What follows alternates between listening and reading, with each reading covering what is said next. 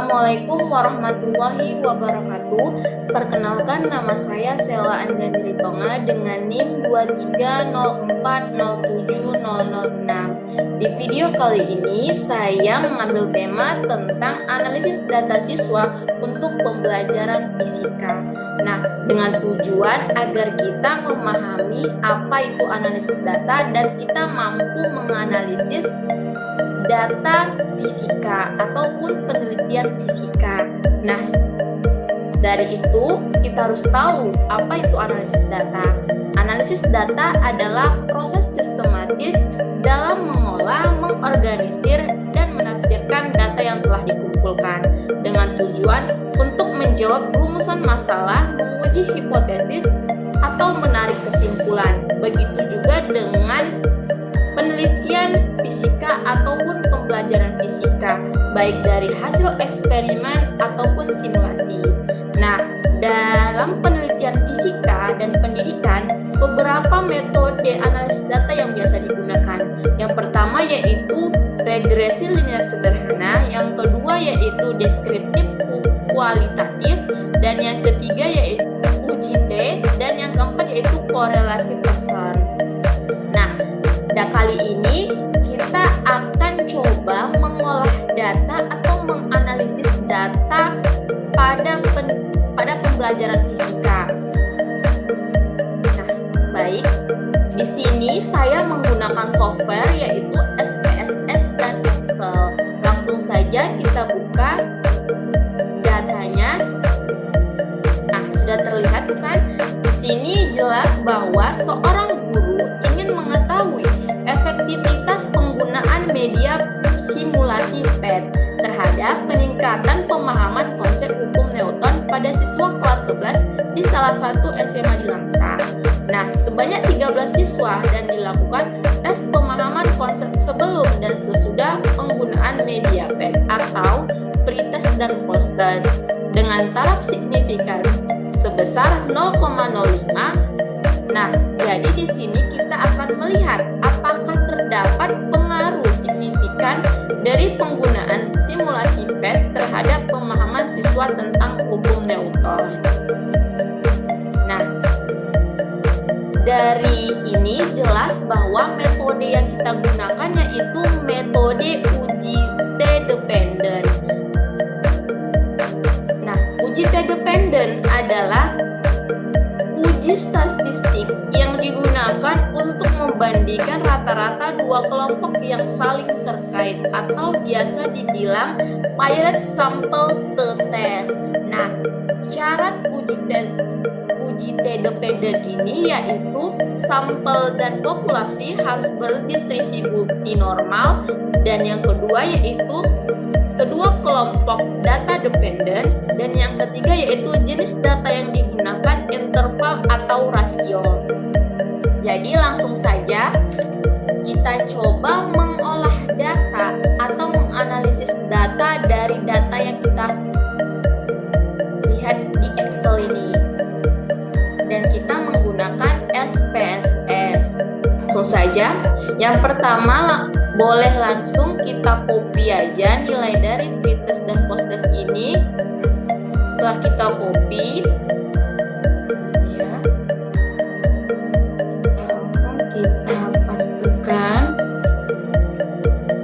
Nah, setelah itu kita ubah namanya di variabel v ini. Kita klik variabel v tadi, kita ubah namanya menjadi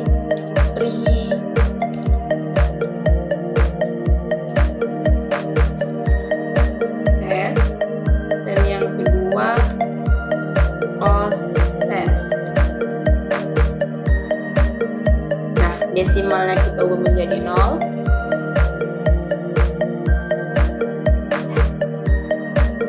Di sini kita ubah menjadi scale. Nah, tadi kan syaratnya yaitu data harus berdistribusi normal. Maka kita uji dulu apakah data kita ini berdistribusi normal atau tidak. Caranya yaitu kita klik analyze, dan kita klik deskriptif statistik, dan klik explore. kita pindahkan pretest, kita pindahkan post-test ke dependent list juga dua-duanya. Setelah itu kita klik plots, kita klik normality, klik continue, dan OK. Sudah keluar datanya. Di sini terlihat bahwa mean atau rata-rata dari pretest sebesar 54,62, sedangkan rata dari post-test yaitu sebesar 67,69. Dan dari tabel test of normality, nilai signifikan dari pretest sebesar 0,345 dan nilai signifikan dari post-test yaitu 0,114. Jadi jelas bahwa nilai signifikan dari keduanya itu lebih besar daripada 0,05. Maka dapat disimpulkan bahwa kedua nilai tersebut berdistribusi normal. Nah, setelah data kita jelas berdistribusi normal, maka kita bisa melakukan dependent test. Oke, lanjut. Kita uji. Nah, caranya yaitu kita klik analyze, klik compare means, klik paired sample to test, pindahkan pretest ke variabel 1, post-test ke variabel 2. Setelah itu klik option. Nah, jelas bahwa option ini harus sebesar 95% karena kita pendidikan yaitu alfanya 0,05. Klik continue, klik OK. Tinggal kita tunggu hasilnya. Di tabel paired sample statistik, di sini jelas bahwa rata pretest itu sebesar 54,62 dan rata post-test di 67,69.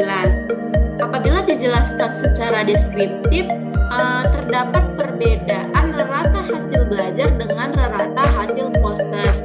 Dan kita lihat pada tabel paired sample correlation itu nilai correlationnya sebesar 0,350 dan nilai signifikannya sebesar 0,242. Karena nilai signifikannya itu lebih besar dari 0,05, maka dapat dikatakan bahwa tidak ada hubungan antara variabel pretest dengan variabel post-test.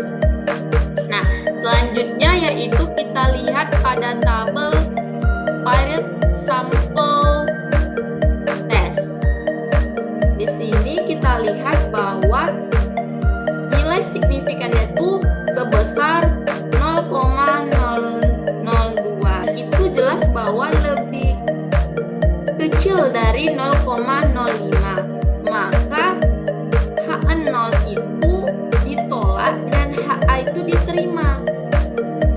Sehingga dapat disimpulkan dari hasil data ini bahwa terdapat perbedaan rata antara pretest dan post-test. Artinya terdapat pengaruh penggunaan PET simulation pada pemahaman siswa tentang pembelajaran konsep hukum Newton. Nah, sudah jelas bukan?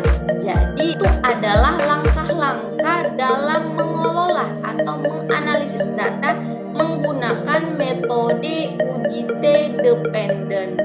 Nah, demikianlah video dari tema analisis data siswa untuk pembelajaran fisika. Lebih kurangnya saya mohon maaf. Saya tutup dengan wassalamualaikum warahmatullahi wabarakatuh.